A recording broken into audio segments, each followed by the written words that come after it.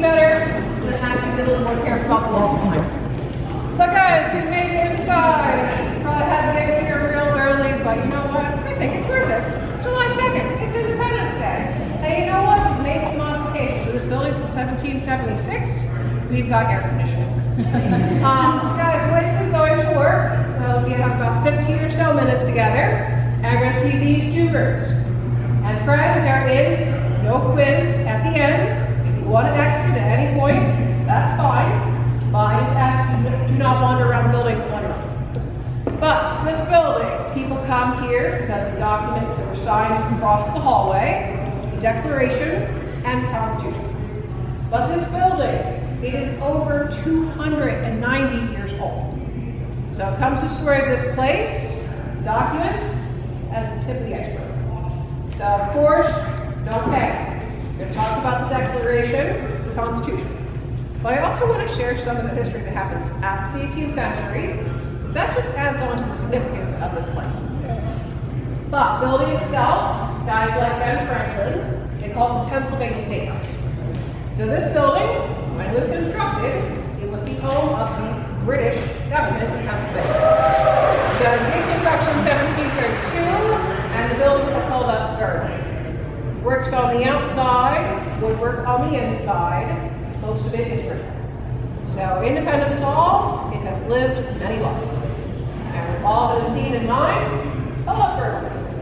But the original purpose, Pennsylvania government. So the governor, he was upstairs. The elected Congress met across the hallway, and this was their courtroom. So perhaps you don't expect to walk inside of Independence Hall and you're going to buy a room like this. But a courtroom is an excellent place to start talking about the Declaration. So, I'm going to throw a copy of that. So, Declaration of Independence, you and I, almost 250 years worth of hindsight. We focus on this really short second paragraph. It spells out the idea that all men are created equal. 250 years later, we're working on treating that way. But this is the ideals. Another really important part is a list of complaints that comes afterwards. Starts here and ends all the way down here. So if you ever want to know what caused the Revolutionary War, read this. It's 27 reasons. And when I was a young person learning about the Revolution, they made a big fuss over taxes. Time out. The most common injury inside of Independence Hall is when you stick your knee between the railings. If they're the right side, you're going to get very, very stuck. Please try to get your knee out of there. And do not tempt fate further, because the jar of Vaseline that we have in the back closet is this big. It's not fun. I want you to eat lunch later. Okay. I was doing that in the choir. So, taxes, one thing. About a third of complaints in the Declaration, they actually do relate directly to courts. So in some cases, courts are closed down entirely, like up in Massachusetts. There's agreements that talks about legislatures. In Virginia, that was resolved entirely as well. So the room, this whole building, it represents what the politics of fighting for. The right to govern themselves and to have a voice in their government. But we're going to talk a little bit more about what they were fighting for in the room across the hallway. And we'll wait for those folks to finish up. Any questions so far?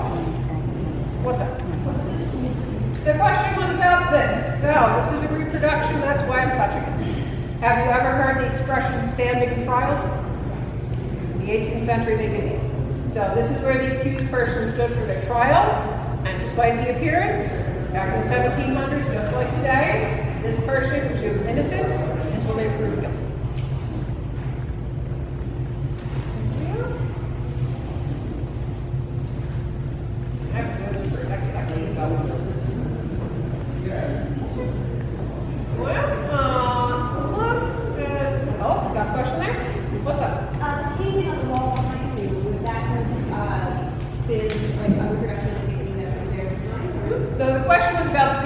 So that painting was created after the Revolutionary War, dates of 1785. That is the seal of Pennsylvania. So it's changed a little bit over time. Luckily, the eagle at top actually looks like an eagle now. That one kind of looks like a phoenix to me. Pennsylvania state seal created in 1785. What's up? What was the name of the court that sat here in 1776? What's the name of the court that sat here in 1776? All the Pennsylvania courts. So this was built for the Pennsylvania Supreme Court, but every lower court mentioned it too. What's up?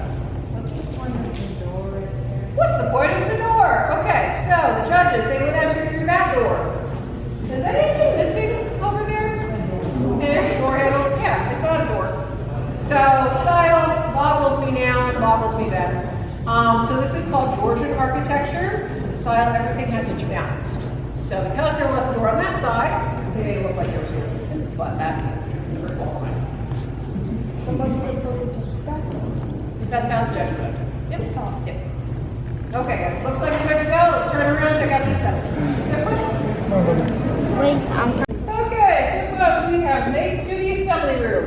So, I want to back up a little bit.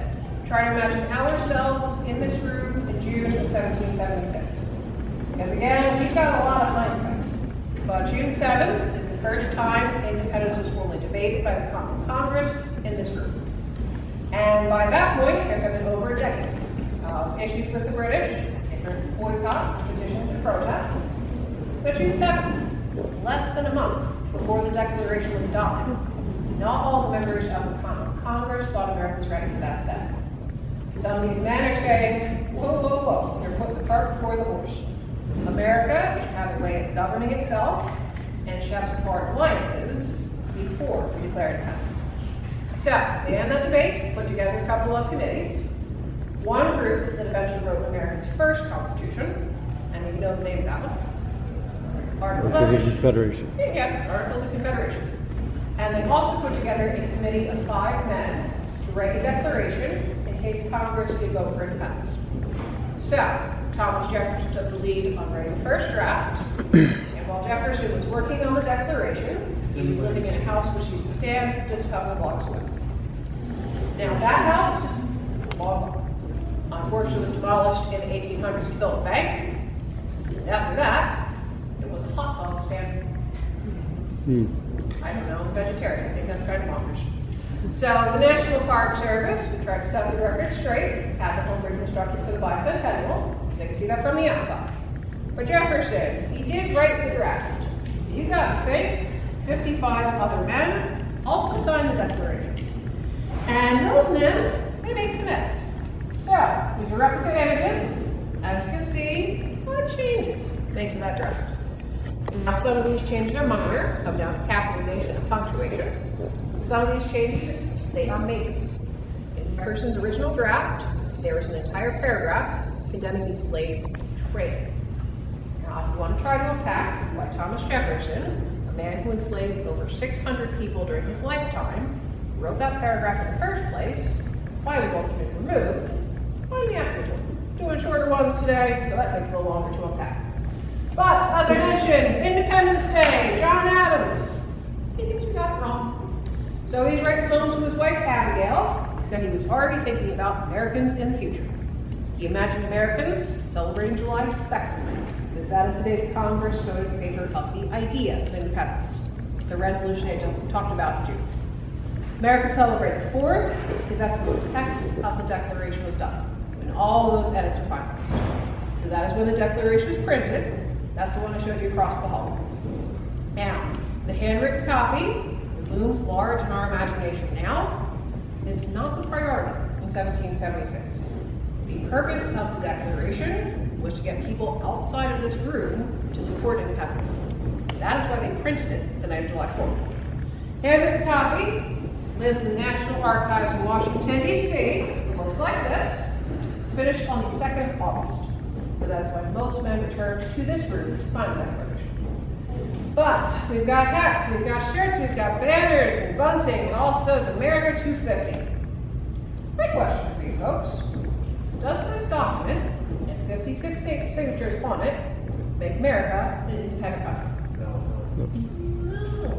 Honestly, I wouldn't put those banners up until the 250th anniversary of the Treaty of Paris. But you know what? Maybe by that anniversary, I'll be in charge. Anyway, so yes, it does take 7 more years more to win that independence. So, fast forward to 1783, a new nation was born on paper, the United States of America. After the Revolutionary War, 13 states, actually more like 13 independent countries, not as well. So that'd be why, 11 years after the Declaration was signed here, the Constitution Convention returned. So in the summer of 1787, they were in this room for about 4 months, writing the Constitution we use today. And I know right now the big focus is the Declaration, but the Declaration and the Constitution, they work hand in hand. The Declaration gives us a promise, the Constitution gives us a way to make that a reality. So after about 3.5 months of debate, they do adopt the Constitution in here, 1787. And this room, actually the building, has one artifact that connects directly to the sign of the Constitution. And that would be the chair on the flag. So that chair, only original furniture in the building, that is where George Washington sat when he wrote the Constitution. And these men, he does a lot to get into that through the debate that summer with his leadership. And of all the questions they got to answer, how is balance of power going to work between small and large states? What are we going to do about slavery? What are we going to do about the executive? And when thinking about establishing the office of president, he's the man they see doing that job. But they signed the Constitution here, September 17th, and the Constitution Convention, they had met here in secret. So, shortly after signing, Benjamin Franklin, he was going home. But along the way, he bumped into a very curious woman. And she asked him, so doctor, what kind of system of government have you given us? A monarchy or republic? Franklin told her, you might have a republic if you can keep it. Now, in that one instance, Benjamin Franklin, he was talking to Elizabeth Powell. She was the mayor's wife. But when Franklin said that to her, a republic, if you can keep it, I think of that as him passing the baton to the next generation. So Franklin, he is the oldest revolutionary, about a generation ahead of all these guys. And he's saying, I did all of this work to create this. It is your turn to make more. So, metaphorically speaking, after the signing, I think the doors kind of open. So, any of us here perchance of the first 3 words of the Constitution? We the people. We the people. Fantastic. Thank you for the assist. So yes, after the signing, the people enter this world. It's up to the people of the states to ratify the Constitution, put it into effect. Some people can participate in the system by voting, and the people, they have the power to change the Constitution for many. And it's a good thing they did, because in the 18th century, we the people did not include everyone. Slavery was protected and allowed to continue. Ladies, our rights, not something that even occurs to them to talk about. But one of the most powerful things about this place, Jordan doesn't end in the 18th century. People come back here ever since, for all kinds of reasons. But sometimes they come here to say, hey, I want the same rights the founders fought for. Their rights to life, liberty, pursuit of happiness.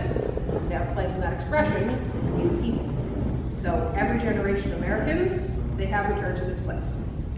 So, for example, 1844, Frederick Douglass, speaking out against slavery, he spoke right out back. Laws of the time, he risked his freedom. If a federal official had caught him, he returned to slavery.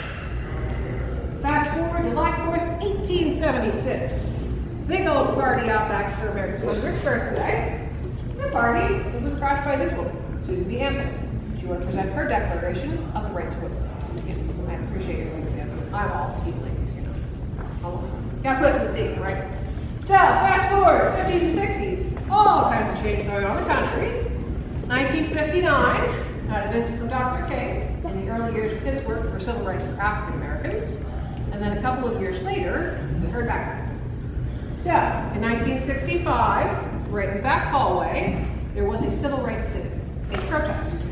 Local students responding to violence in Selma, Alabama. And when Dr. King learned the students were here, he sent them a message. He said, it is actions like yours that cause us to know. Now is the time to truly proclaim liberty for all the land and to all the inhabitants thereof. So guys, we're doing shorter tours than normal today. Usually try to summarize this in 25 minutes. Now we're doing it in 15. Woohoo! So yeah, if you got questions that you're curious about, let me know. I'll be out back. You guys, I want you to keep in mind the story of Independence Hall is still being written. We're writing part of it right now. Real quick, today, July 2nd? when they actually make it in the first round. It's when they vote for independence. The idea of independence. Yeah, Yep, right in this room. Okay, guys, when you're done with pictures, how you left out those doors, back to it. All right, welcome to Congress Hall. This is a building I like to describe as one of the most important ones in American history that you've probably never heard of, as this building from the year 1790 to the year 1800 is the Federal U.S. Capitol Building. This is where the U.S. House of Representatives met, this room right here, and the U.S. Senate, in the chamber up on the second floor. And this is a pretty important space because when they moved here in 1790, our Constitution is brand new. We are still very much figuring out how our country is going to work. There's a lot of important events and firsts that happen in this building, but before I get to any of them, there's a question I always like to start with. And that is simply, why Philadelphia? Does anyone know why Philadelphia in particular is where all of these important colonial events happen? Any thoughts? The largest and best city culturally and all that stuff. So it is the largest city in British North America. That's about half of it. So yeah, we are the fourth largest city in the British Empire when we break off, only behind London, Edinburgh, and Dublin.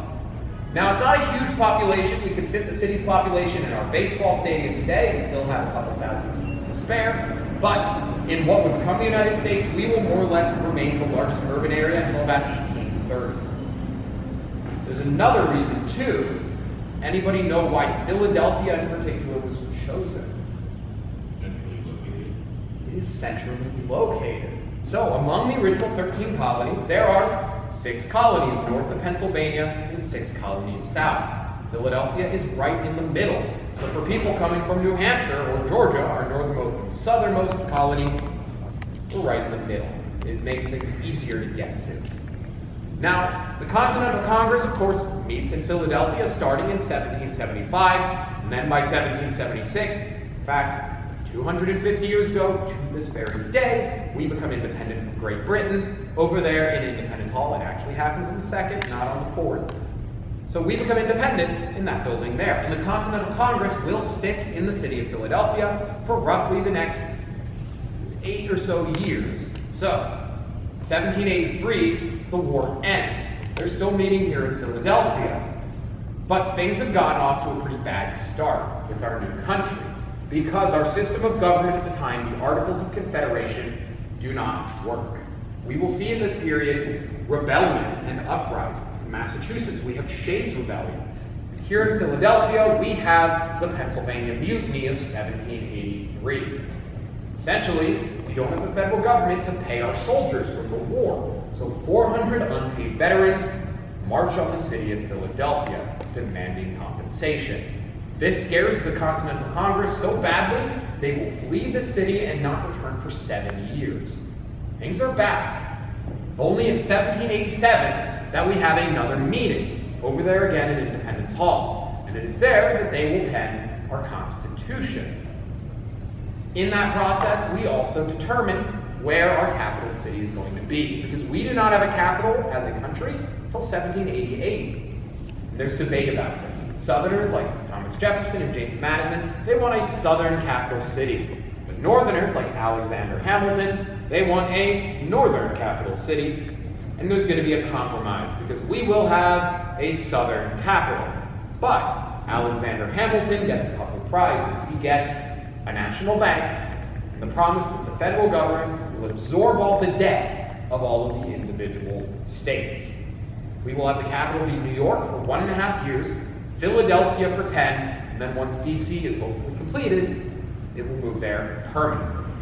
So we are kind of the middle capital, but New York's Capitol building no longer remains, making this the oldest federal capital in the country.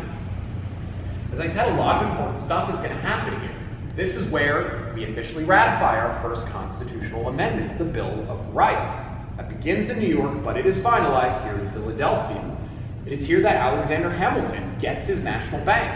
And that bank actually just opened. It is off of 3rd Street, it's about 2 blocks down there. So you can visit that today. That is the bank of Alexander Hamilton's dreams. It is here that we admit our first new states into the Union. And this is a pretty important one, because in 1790 there are 13 U.S. states. It's the original 13 colonies. But by the year 1800, we do add a couple more. Does anyone have a guess how many colonies, states we have in 1800? It's going to be more than 13 and less than 50. Any guesses? 15 is very close, but it's not 15. What year was it? 1800. It's not 15, but 16? 16. So we've got 16 U.S. states, starting with Vermont in 1791. Vermont, this cute little state up in New England, it is an independent country until this point. For about a decade, it is the Green Mountain Republic. But it will join the Union as our 14th state. They are followed by Kentucky, carved out of a chunk of Western Virginia in 1792. And finally, Tennessee in 1796. It will be our 16th U.S. state. Now, initially in the Constitution, it is written that states will all be admitted on equal terms. But this is struck out and removed because people are concerned. They are worried if we add a bunch of new states west of the Appalachians, they will overpower the East Coast and flip the country on its head. So there is debate. When we let these states in, are they let in with equal representation, or do we let them in without it? And there's arguments happening on both sides for this. But ultimately it's decided every new state will be equal. That will remain the precedent up until our 50th. But if things had gone differently, we could be looking at Hawaii or Alaska or Nevada as essentially junior partners, states without full votes and full representation. Another really important thing that happens here, maybe the most important thing, is the first ever peaceful transfer of power in American history. Because 1790 is a world of kings. Kings do not give up their power. George III, in his later life, will suffer from severe bouts of mental illness. He will be unable to go into public, but he is king until the day he dies. Queen Elizabeth, only a couple of years ago, the oldest reigning British monarch. She is queen until the day that she dies. But this is America. We do not like kings in America, we like presidents. And presidents have to give up their power. Well, our first president, George Washington, after 2 terms in office, decides he's pretty sick and tired of politics and he wants to go home. So in 1796, we have an election. We will elect our second ever U.S. president, who is John Adams. John Adams. But electing him is only half the battle, because now we have to swear him in, and this is where people start getting nervous. Because what if, for example, Washington refuses to leave? What if he decides he likes power and he's going to stick around for a while? What if the Democratic Republicans, one of our political parties, refuse to let a Federalist be elected? Adams is our first president from a party. What if the people refuse to let Washington leave? He's a beloved figure. Many would have liked to see him be president for life. We simply don't know what's going to happen. Well, that day comes. In steps John Adams, followed by much of our government and George Washington. Adams steps up here, right in this room, says his oath of office, and walks out as our next president. Crisis has been averted. This is big because we have now shown the rest of the world that this experiment can in fact work, that we will not fall back into tyranny, but that we can transfer executive power from one elected official to another. Washington is here. He's polite. He acts honorably. He peacefully transferred that power. And with that, he will set a precedent for the next 200 years of American history, that when a president is done, they will not cling to power, they will pass it on to their successor. All that begins here. The final thing I want to mention down here is one of the most unfortunate things that happened in this building, as it is here in 1793 that with a large majority, the House of Representatives passes the Fugitive Slave Act. This is an act that says if a slave escapes from freedom in a slave state into a free state, that free state must return them into slavery. Now, this is not popular among abolitionists in the North because there is a growing abolitionist sentiment in the country, but it passes with a wide majority, and it is not a good act. For example, judges have to make the final call. If they determine that a slave is in fact free, they get paid $5. But if the judge says, no, send them back into slavery, that judge gets $10. So they're essentially being bribed to give a guilty verdict. And there are situations where people who were not slaves are then sold into slavery by abusing this law. Now, as I mentioned, it is unpopular. There are people who will fight against it. And the best example of this is the story of a woman named Ona Judge. Ona Judge is a slave owned by George Washington. She She's brought here to Philadelphia. She serves in their household, the president's house site blocked down that way. 1796, she's had enough. With the help of Philadelphia's free black community, she escapes the city, sails up to New Hampshire, and gets her freedom. But Washington is livid. For most of his life, Washington is very hardline on slavery. So he reaches out to an elected official in New Hampshire that he appointed. He said, "Find my slave and send her back to me." That appointed official feels kind of guilty because he's an abolitionist, but he goes to her. She says, "Hey, Ona, he wants you back. There's a ship leaving the harbor. It'd be great if you were on it." "All right, I did my job." Many minutes. She obviously does not get on that boat. When Washington gets angrier, Whipple writes back and says, "If you want to deal with it, get a lawyer. I'm not helping you." So Washington gets angrier, and he sends his nephew up to New Hampshire to retrieve her. That nephew finds her. He says, "Come with me. If you come, I will give you freedom once you get to Virginia." She says, "I'm free in New Hampshire. I'm not going with you." And he gets livid. We know this through his letters. He's not upset because she said no. He's upset because a woman of color just talked back to him. So he goes to the senator with who he is staying, and he tells that senator, "Tomorrow I am kidnapping her and dragging her down in chains." And the senator says, "Why, of course you have every legal right to, by all means." Except that night, the senator reaches out to Ona Judge and says, "Hey, he is here for you. Escape into the interior of the state and you will be safe." So she does. She flees. She will live out the rest of her life as a free woman in New Hampshire. Now, even despite people fighting against this law, in 1850, a stricter version of it will be passed. And this Second Fugitive Slave Act will lead directly to our Civil War. So unfortunately, the roots of our Civil War are really being established here in Philadelphia at this time. But I will say, George Washington does have a bit of a redemption later in his life, and we'll talk about that upstairs. So for now, we are going to get up. We're going to head up to the Senate chamber.